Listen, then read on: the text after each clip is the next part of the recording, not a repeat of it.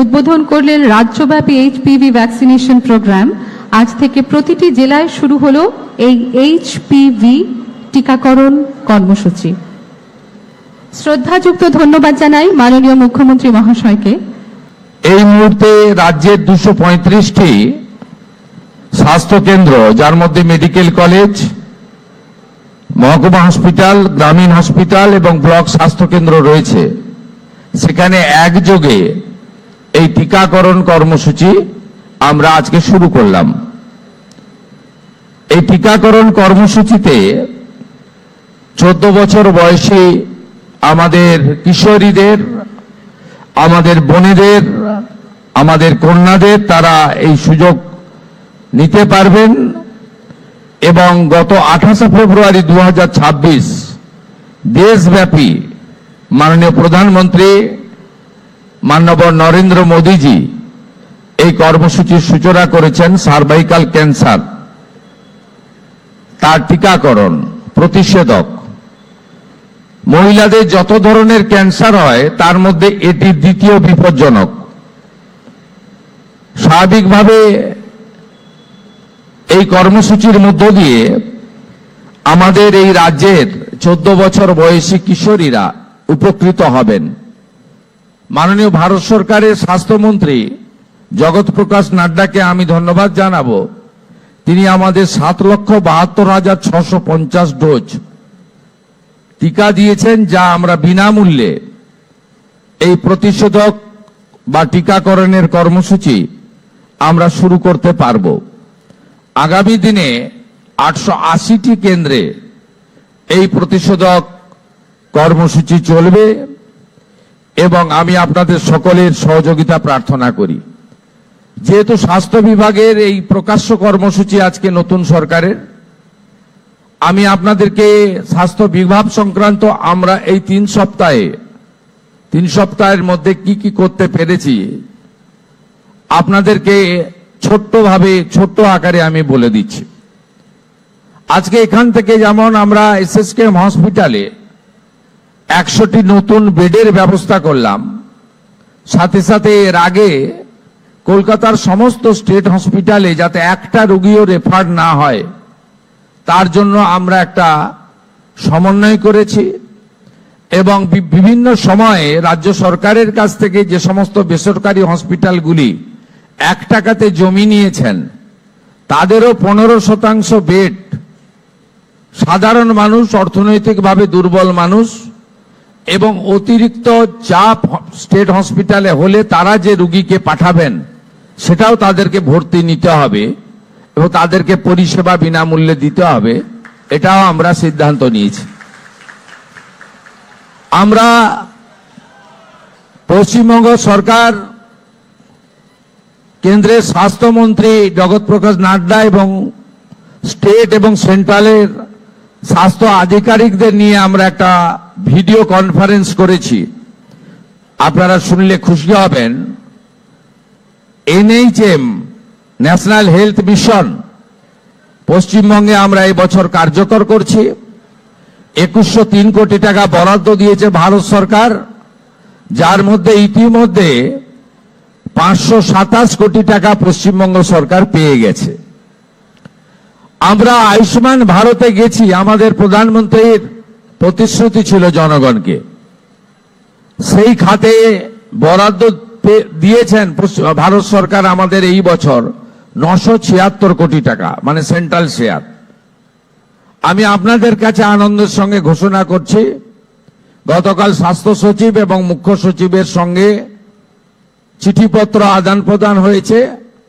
আমরা 1,36,00,000 পরিবারের প্রায় 6 কোটিরও বেশি মানুষকে আয়ুষ্মান ভারতের আওতায় পশ্চিমবঙ্গে আনছি।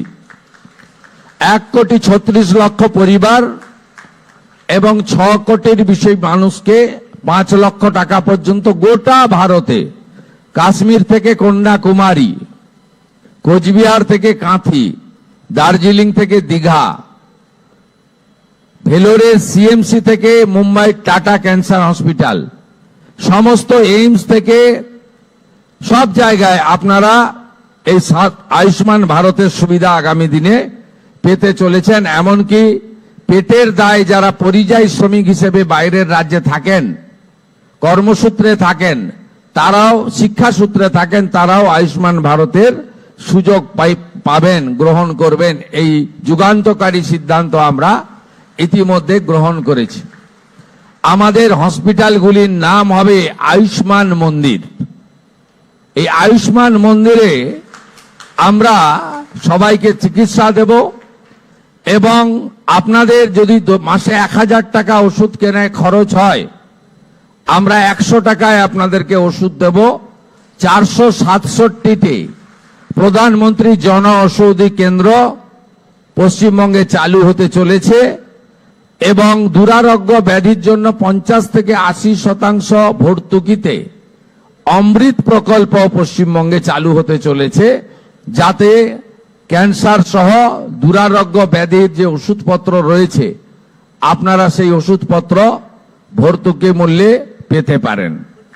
আপনাদের সরকার আপনাদের পাশে, আপনারা আমাদের সহযোগিতা করুন এবং আমরা স্বাস্থ্য ক্ষেত্রে আরো ডাক্তার, আরো স্বাস্থ্যকর্মী, আরো নার্স সিনিয়র এবং জুনিয়র, আরো আমাদের যারা টেকনিক্যাল অ্যাসিস্ট্যান্ট রয়েছে, এই নিয়োগও স্বচ্ছতার সঙ্গে মেধা অনুযায়ী 100 পয়েন্ট রোস্টার মেনে একাডেমিক এবং কৃতি যারা আছেন তাদেরকে আমরা নিয়োগের ব্যবস্থা করছি।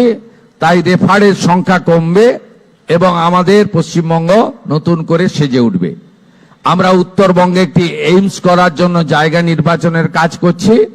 প্রধানমন্ত্রীর যে কস্ট শেয়ারিং ভিত্তিতে জেলায় জেলায় একটি মেডিকেল কলেজ, এই রাজ্যে অনেকগুলি জেলায় সম্পূর্ণ হয়েছে, 4টি জেলা বাদ ছিল, আলিপুরদুয়ার, কালিম্পং, দক্ষিণ দিনাজপুর এবং পশ্চিম বর্ধমান। ওখানেও আমরা জমি চিহ্নিত করে প্রস্তাব ভারত সরকারকে পাঠাচ্ছি, যাতে পশ্চিমবঙ্গের কোনো একটি জেলাও মেডিকেল কলেজের সুযোগ থেকে বঞ্চিত না থাকে। এটাই এই সরকারের লক্ষ্য এবং উদ্দেশ্য। আপনাদের অনুরোধ করব, দালাল চক্র, মুমূর্ষ রোগীকে রেফার, এই ধরনের অভিযোগ থাকলে আপনারা আমাদের করবেন। স্বাস্থ্য ভবনে একটি আমাদের কন্ট্রোল রুম চালু হচ্ছে 24 ঘন্টার জন্য, যেখানে আমরা আপাতত ডিস্ট্রিক্ট এবং ডিস্ট্রিক্ট হসপিটাল, মেডিকেল কলেজ তাকে যুক্ত করব, যেখানে লাইভ মনিটরিং হবে। হসপিটালে দালাল চক্র আছে কিনা, হসপিটালে ডাক্তারবাবুরা আছেন কিনা, রোগীরা বেডে আছেন না অন্য জায়গায় আছেন, হসপিটালের মধ্যে কুকুর বিড়াল ঘুরে বেড়াচ্ছে কিনা, হসপিটাল নোংরা কিনা, এটা আমরা সরাসরি দেখব। তার জন্য আমরা পেশাদার লোকজনকে রাখছি এবং জিরো টলারেন্স। নিশ্চিন্ত থাকুন আপনারা। ইতিমধ্যে কলকাতা মেডিকেল কলেজের একটি মুমূর্ষ রোগীকে রেফার করার জন্য এমএসভিপি কে সাসপেন্ড করা হয়েছে। আমরা আপনাদেরকে বলবো, আপনাদের সরকার আপনাদেরকে মানবিক হয়ে যে দায়বদ্ধতার জন্য আপনি কাজ করছেন, সেই কাজ আপনি করবেন, সরকারকে সহযোগিতা করবেন, সরকারও আপনাদেরকে সহযোগিতা করবে।